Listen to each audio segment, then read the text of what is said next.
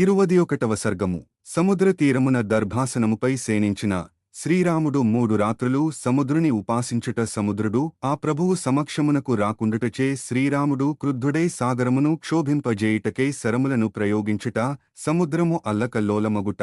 శత్రుభయంకరుడైన శ్రీరాముడు సముద్ర తీరము నందలి ఇసుక తిన్నెపై వాడియైన మొనలుగల దర్భలను పరుచుకునెను. పిదప ఆ ప్రభువు ప్రాజ్ముఖుడై సముద్రునకు అంజలి ఘటించి సర్పశరీరము వలె మృదువైనదియు పూర్వము మేలిమి బంగారు ఆభరణములతో అలంకృతమైనదియు అగు తన కుడి చేతిని తలగడగా జేసికుని సేనించెను. ఉత్తమ శ్రేణికి చెందిన అంతఃపుర స్త్రీలు పుటము పెట్టిన బంగారు కేయూరములను మేలైన ముత్యాలు పొదిగిన ఆభరణములను ధరించిన తమ చేతులతో ఆ ప్రభువునకు స్నానాదులను నెరపుచు ఆ స్వామి బాహువులను బాగుగా తోముచు సేవించుచుండెడివారు. ముందుగా వారు ఆ బాహువులకు అగరుచందనాది సుగంధద్రవ్యములతో నలుగు పెట్టెడివారు. స్నానానంతరము బాలసూర్యునివలె భాసిల్లుచున్న రక్తచందనాదులతో ఆ బాహువులు శోభిల్లుచుండెడివి. సేనించునప్పుడు ఆ స్వామి బాహువు సీతాదేవికి తలగడగా అమరుచుండెడిది. ఫలితముగా అప్పుడా చేతి శోభలు ఇనుమడించుచుండగా గంగాజలములలో నివసించుచున్న తక్షకుని యొక్క శరీరమువలే ఆ బాహువు ఎర్రని కాంతులతో విరాజిల్లుచుండెడిది. ఆ బాహువు యుద్ధరంగమున శత్రువులను నిలువరించుచూ వారిని శోకమున ముంచెత్తెడిది. మిత్రులకు అపరిమితమైన ఆనందమును గూర్చుచుండెడిది. సముద్రములే ఎల్లలుగాగల సమస్త భూమండలమునకును ఆలంబనమైనది, రక్షించునది. యుద్ధ సమయములయందు ఎడమచేతితో ధనుస్సును పట్టుకుని కుడి చేతితో పదే పదే వింటినారిని లాగునప్పుడు ఆ అల్లెత్రాడు యొక్క రాపిడితో దక్షిణ హస్తమునకు కాయలుగాచినవి. ఆ మహావీరుని యొక్క దక్షిణ బాహువు గొప్ప పరిఘమువలె దృఢమైనది, బలిష్టమైనది. వేలకొలది గోవులను దానము చేసిన తన కుడి చేతిని ఆ ప్రభువు దిండుగా జేసికొనెను. నేడు నేను సముద్రమును దాటుటయో లేక సముద్రుని రూపుమాపుటయో జరుగుట తథ్యమని నిశ్చయించుకుని ఆజానుబాహువైన శ్రీరాముడు త్రికరణ శుద్ధిగా సముద్రుని ప్రసన్నునిగా జేసికొనుటకై దర్భాసనముపై సేనించెను. అట్లు శ్రీరాముడు సముద్ర తీరమున ఇసుక తిన్నెపై కుశాసనమున దీక్షతో జాగరూకుడై సేనించియుండగా 3 దినములు గడచెను. నీతిశాస్త్రకుశలుడు శరణాగతవత్సలుడు అయిన శ్రీరాముడు ఈ విధముగా నదీనాథుడైన సముద్రుని 3 రాత్రులు ఉపాసించెను. రఘువీరుడు నియమపూర్వకముగా దీక్షతో తగిన విధముగా ఉపాసించినప్పటికిని మందమతియైన సముద్రుడు తన దివ్యమైన రూపముతో ఆ ప్రభువునెదుట నిలువలేదు. అంతటా శ్రీరాముడు సముద్రునిపై క్రుద్ధుడగుటచే ఆయన కన్నులు ఎర్రబారెను. అప్పుడా ప్రభువు తన సమీపముననేయున్న శుభలక్షణుడైన లక్ష్మణునితో ఇట్లు నుడివెను. సముద్రుడు గర్వోన్మత్తుడై తన దివ్యరూపముతో ఇంతవరకును నా ఎదుటకు రాలేదు. శాంతి, క్షమ, రుజువర్తనము, మృదుమధుర భాషణము అనునవి సత్పురుష లక్షణములు. ఈ లక్షణములు గలవానిని గుణహీనులు అసమర్థునిగా పరిగణింతురు. తనను తాను పొగడుకునువానిని, దుష్టుని, నిర్దయుని, కర్తవ్యముల విషయమున వెనుకాడువానిని, న్యాయ అన్యాయములను విచారింపక కఠోరముగా శిక్షించువానిని ఈ మూఢలోకము మన్నన చేయును.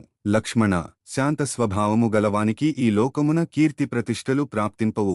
అంతేగాదు యుద్ధరంగమున విజయముగూడ లభింపదు. సౌమిత్రి, నా బాణముల తాకిడికి ఈ సముద్రమునందలి మొసళ్ళు మొదలగు క్రూరజంతువులన్నీయును ముక్కలు ముక్కలై నీటిపై అంతటను తేలియాడగలవు. నేడే ఆ దృశ్యమును నీవు స్వయముగా చూచెదవుగాక.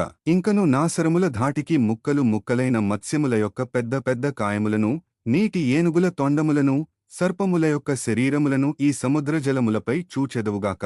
తీవ్రములైన నా బాణములను ప్రయోగించి శంఖములు, ముత్యపు చిప్పలు, మీనములు, మకరములు మున్నగు వాటితో నిండిన ఈ మహాసముద్రమును ఇప్పుడే శుష్కింపజేసెదను.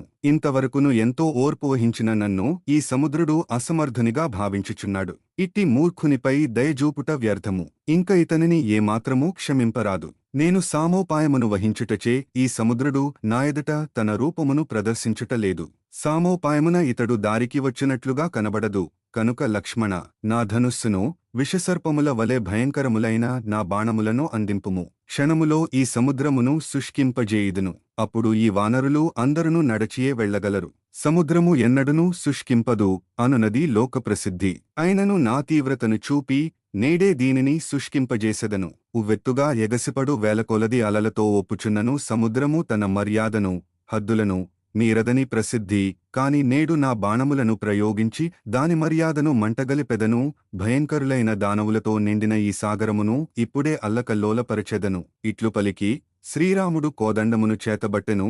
క్రోధముతో విప్పారిన నేత్రములు గలవాడై ఆ ప్రభువు ప్రళయకాలాగ్నివలె మండిపడుచూ శత్రుభయంకరుడై నిలిచెను. పిమ్మట రఘువీరుడు భయంకరమైన తన ధనుస్సును ఎక్కుపెట్టి శరములను సంధించెను. ఆ స్వామి యొక్క ధనుష్టంకారములకు జగము కంపించిపోయెను. ఇంద్రుడు వజ్రాయుధమునువలే ఆ మహావీరుడు వాడియైన బాణములను ప్రయోగించెను. మిక్కిలి వేగముగా సాగిపోవుచున్న ఆ శరములు నిప్పులు గ్రక్కుచూ సముద్రజలములలో ప్రవేశించెను. అప్పుడు అందలి సర్పముల నీయును భయముతో వణకిపోయెను. మొసళ్ళు, తిమింగిలములు మున్నగు భీకరసత్వములతో నిండిన ఆ మహాసముద్రము యొక్క అలల వేగము పెనుగాలుల హోరుతో గూడి ఇంకనూ భయంకరమాయెను. అంతటా ఆ సాగరము పెద్ద పెద్ద తరంగ పరంపరలతో వ్యాప్తమయ్యెను. అందలి శంఖములు, ముత్యపు చిప్పలు నీటిపై తేలియాడుచుండెను. ఆ మహాజలధియందలి అలలు పొగలతో సుడులు దిరుగుచూ ఒప్పారెను. అధోలోకముల వరకు సాగిపోవుచున్న ఆ రామబాణముల యొక్క ప్రభావమునకు మెరయిచున్న పడగలు, నేత్రములుగల సర్పములన్నీయును ఎంతయు వెతలపాలాయెను. పాతాళలోకమునందు నివసించుచున్న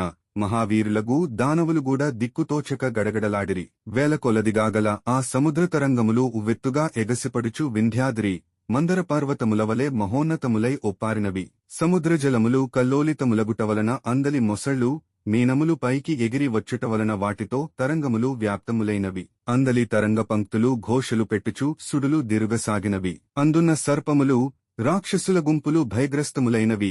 పెద్ద పెద్ద మొసళ్ళు పైకెగిరిపడుచున్నవి. ఈ విధముగా ఆ మహాసముద్రము కల్లోలితమైనది. శ్రీరాముడు మిగుల క్రోధముతో నిట్టూర్చుచు మిక్కిలి వేగముగల సాటిలేని తన ధనుస్సును మరల లాగుచుండగా ఆ దృశ్యమును గాంచిన సౌమిత్రి ఆందోళనపడుచు ఒక్కగంతులో అన్నకడకు చేరెను. పిమ్మట అతడు ఇంకా చాలు చాలు అనుచూ ఆయన యొక్క ధనుస్సును పట్టుకునెను. వాల్మీకి మహర్షి విరచితమై ఆదికావ్యమైన శ్రీమద్ రామాయణమునందలి యుద్ధకాండమునందు ఇది 21వ సర్గము.